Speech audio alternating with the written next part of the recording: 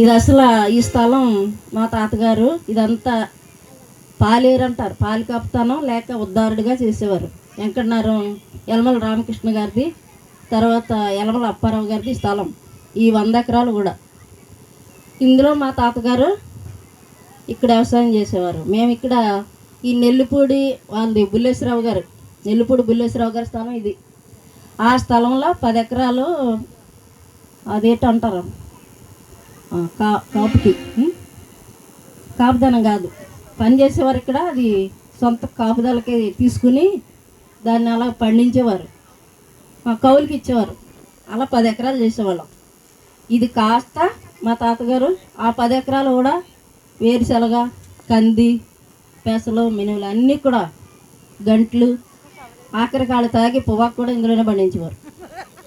అయితే మా తాత ఇలా కాపుదనం ఉంటే నేను, మా తమ్ముళ్ళు, చెల్లెళ్ళు, మా పెదనాన్నగారు పాపలు మేము చల్లదాన్ని పట్టుకుని వచ్చేవాళ్ళం మా తాతకి.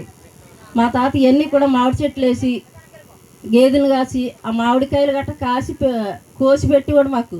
ఆ మామిడికాయల కోసం మేము వచ్చేసేవాళ్ళం రోజు.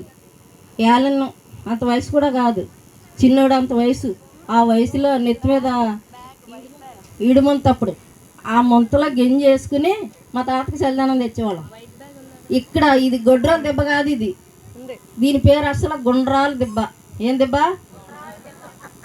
పిఠాపురం అంటాం, పిఠాపురం కాదు అది పీఠికాపురం. ఒక్కో ఊరికి ఒక్కో మనిషికి ఒక్కొక్క సాక్ష్యం ఉంటుంది, ఒక్కొక్క స్థలం ఉంటుంది అన్నమాట. అయితే దీనికి గొడ్రాల దెబ్బ అయిపోయింది, గుండ్రాల దెబ్బ అలా పోయి.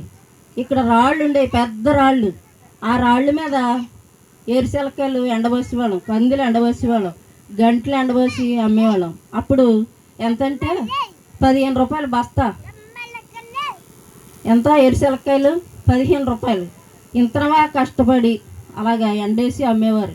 ఈ కష్టార్జితం అంతా మా తాత, మా అన్నయ్యలు, మా నాన్నగారు ఇదంతా కూడా చేసేవారు. అలాగే మేము అలా అభివృద్ధి పొందాం. మా తాతయ్య అసలు పలపసేవారు మా తాతది.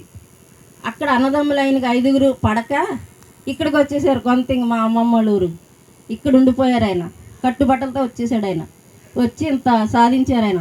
తర్వాత మా ఆయన గారు అయితే అలాగే కట్టుబట్టలతోనే వచ్చేసారు కొంత. అయినా కూడా అక్కడ సొంత ఊర్లో లేరు. ఈయన కూడా కొంత వచ్చి కట్టుబట్టలతో వచ్చి ఇక్కడ కొంతింగిలో ప్రార్థన జరిగినప్పుడు కత్తిపూడి వెళ్ళాలి, నెల్లిపూడి వెళ్ళాలి, నడిచి వెళ్ళేవాళ్ళం. అక్కడ ప్రార్థన 1 గంటకు 5 కొంతింగిలో నెల్లిపూడి వెళ్ళాలి. ఏం ఉండి కాదు, నడకే. ఇంత పిల్లలను పెట్టుకుని నడిచేవాళ్ళం. అప్పుడు దానబాబు, సూర్బాబు, తర్వాత తిమోతి, ఇంకా చాలామంది 5గురు 6గురు ఉండేవారు సండే స్కూల్ బెడ్లో. వాళ్ళు మమ్మల్ని ఇక్కడ వరకు అడ్డు రోడ్డు వరకు దేబెట్టేవారు నడిచి. వాళ్ళు మళ్ళీ వెనక్కి వెళ్ళిపోయేవారు, మమ్మల్ని ఏదో లారీ ఎక్కిచ్చేసి. లేకపోతే అనేవారు ఈ స్థలం కావాలనేవారు. మనం ఎక్కడ కొంటాం అని నేను అనేదాన్ని. అలా దేవుడు, ఆయనకు అసాధ్యమైనది ఏది లేదు, సమస్తం ఆయనకు సాధ్యం. కాబట్టి అలా చిన్న లోన వెనకాల సీటు ఉండేది కాదు, అలాగే కూర్చుని వెళ్ళేదాన్ని. 3 పిల్లల్ని అలా కూర్చోబెట్టుకుని వెళ్ళిపోయేదాన్ని. తర్వాత వైజాగ్ నుంచి అన్నయ్యలు వచ్చేవారు, వాళ్ళని కూడా ఆ బండి మీదే తీసుకెళ్ళేవారు ఆయన. అలాంటి పురాకులు పడేవాళ్ళం. నీ అడుగు పెట్టిన ప్రతి స్థలము నీకు ఇస్తానన్నాడు. మా తాతయ్య అడుగు పెట్టాడు, తర్వాత మా ఆయన గారు అడుగు పెట్టారు. ఈ రోజున నా బిడ్డలు ఇందులో అడుగు పెడుతున్నారు, సంఘం అంతా కూడా అడుగు పెడుతున్నారు. ఇంతకట్ట నేనేం చెప్పలేను. దేవుడు దీవించుగాక.